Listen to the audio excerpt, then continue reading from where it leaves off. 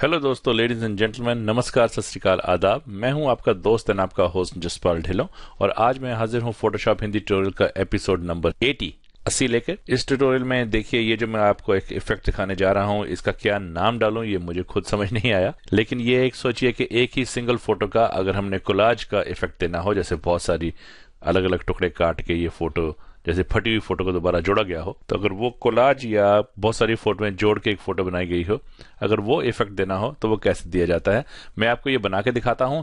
इसका नाम क्या होना चाहिए ये आप लोग खुद तय कर लीजिएगा। तो चलिए शुरू करते हैं। ये मेरा कुत्ता है जी फैनी। अब इसके सबसे पहले इसी फोटो की एक बैकग्राउंड की एक कॉपी कर लीजिए ऐसे, और उसके बाद अब इन दोनों लेयर्स के बीच में एक नई लेयर बनाइए। वही इसका शॉर्टकट है, कंट्रोल दबा के यहाँ पे एक नई लेयर पे क्लिक कीजिए तो बीच में नई लेयर बन जाएगी। और अब इस लेयर को हम लोग किसी पैटर्न या किसी चीज से भर देते हैं। फिर से उसको फिल करने का शॉर्टकट है शिफ्ट और F5।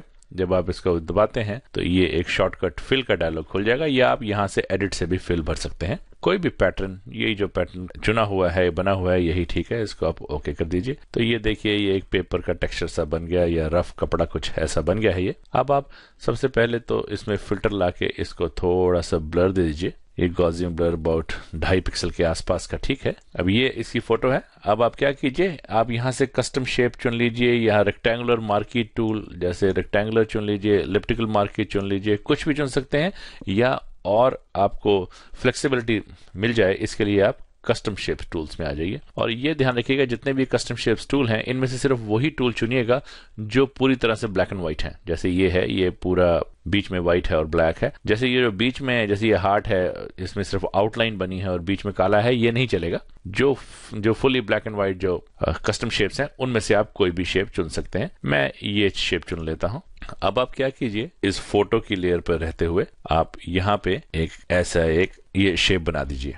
अब एक बार ये कस्टम शेप बन गई, तो क्योंकि फोरग्राउंड कलर हमारा ब्लैक था, तो इसलिए ब्लैक से बाय डिफॉल्ट फोटोशॉप ने भर दिया है। हमको सिर्फ इसकी आउटलाइन चाहिए, तो उसके लिए आप क्या कीजिए, कंट्रोल दबा के इस लेयर के आइकॉन पे यहाँ पे क्लिक कीजिए, तो यही shape as a selection load हो जाएगी। अब हमको इस शेप की जरूरत नहीं है, इसको हम डिलीट कर सकते हैं। हमको वो सिलेक्शन के रूप में चाहिए थी, वो हमको मिल गया। अब आपने क्या करना है, यहाँ पे आके एक मास्क लगा दीजिए। अब देखिए, मास्क लगाते ही बाकी सारी जगह छुप गई है, जहां पे ये सिलेक्शन थी वो एक बनी रह गई है। अब इसको थोड़ा सा और एनहांस इफेक्ट देने के लिए आप यहां से सबसे पहले थोड़ी सी ड्रॉप शेडो डाल दीजिए। ये देखिए, ड्रॉप शेडो जितनी भी बाय डिफॉल्ट डली है ये ठीक है। और एक छोटा सा आप इसके ऊपर स्ट्रोक भी डाल दीजिए ताकि ये अलग से दिखाई दे। आप स्ट्रोक चुन लीजिए और इनसाइड की आउटसाइड की जगह इनसाइड चुनिएगा, क्योंकि वो देखिए शार्प क्रिस्प हो जाएगा। और दूसरा, आप इसका जो स्ट्रोक का साइज है 1 कर दीजिए, इतना भी काफी है, ओके कर दीजिए। तो ये हमारा एक बेसिकली टेम्पलेट सा हमारा तैयार हो गया है। अब आप ये देखिएगा कि ये जो मास्क है ये फोटो के साथ लिंक हुआ है। इसको सबसे पहले यहाँ पे क्लिक करके इस जो चेन की कड़ी है इसको तोड़िए, इसको अनलिंक कीजिए। और अब हम थोड़ी सी मेहनत करने के लिए तैयार हो जाते हैं। वो मेहनत क्या है जी, कि कंट्रोल J करके इसी कॉपी कीजिए, ये इसी लेयर की। दोबारा से मास्क पे आइए और यहाँ से आप इसको यहाँ पे ऐसे यहाँ ला सकते हैं। फिर से कंट्रोल J कीजिए, मास्क पे आइए और अब की बार अब इसको ऐसे यहाँ ले आइए। फिर से कंट्रोल J कीजिए, मास्क पे आइए और यहाँ ले आइए। अब आप थोड़ी सी इसमें और क्रिएटिव हो सकते हैं। कंट्रोल T करके ट्रांसफॉर्मेशन बॉक्स लेके आइए, थोड़ा सा इसको ऐसे घुमा दीजिए और थोड़ा सा इसका साइज भी छोटा कर दीजिए ऐसे। अब इसको अब यहाँ पे बिठा सकते हैं कहीं पे। फिर से कंट्रोल J लेके आइए, मास्क पे आइए,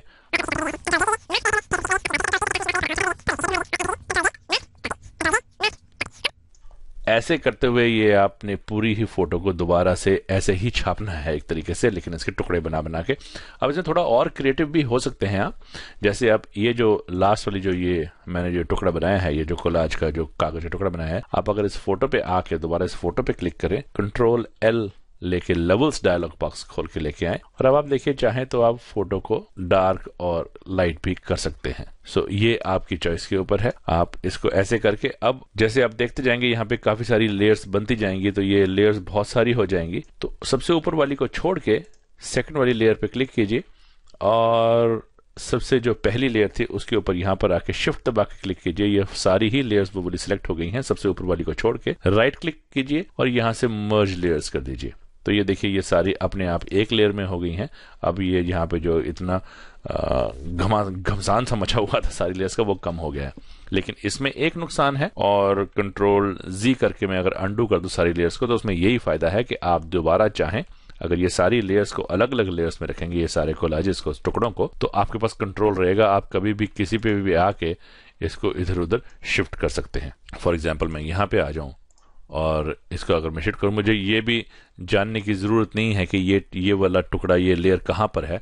अगर मेरा मूव टूल सिलेक्टेड है, मैं कहीं से भी यहाँ पे भी घुमाऊंगा तो जो वो लेयर है वो वही मूव हो। तो आप ऐसे करते करते करते बहुत सारी लेयर्स आपको बनानी पड़ेंगी। आप बड़े साइज के टुकड़े से शुरू कीजिए और करते करते करते करते छोटे टुकड़े पे आ जाइए। और एक बार जब ये सारा बन जाएगा, जब आपको लगे कि आपने इसके ऊपर सारा काम, सारी मेहनत कर ली है और ये आपका फाइनल प्रोडक्ट बनने वाला है, इसको आपने बाद में कोई छेड़ाखानी या कोई चेंजेस नहीं करने हैं, आप जाके यहाँ से मर्ज लेयर्स कर दीजिए। तो देखिए अब सारा का सारा ये एक ही लेयर पे हो गया है। मैंने ये पहले से बना के रखा हुआ है, तो आपको दिखाता हूं तो ये कैसे इफेक्ट सा बन गया। ये देखिए साहब, ये मैंने ऐसे पहले से बना के रखा हुआ है। और अगर मैं ये देखिए ये ग्रुप में है, अगर मैं ग्रुप तोड़ूं तो वैसे ही सारी ही ये लेयर थी।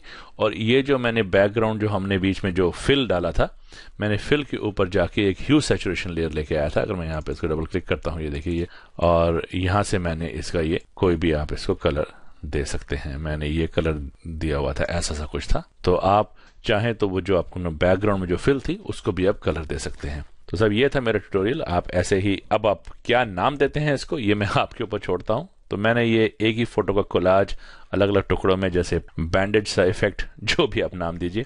तो ये था मेरा आज का ट्यूटोरियल।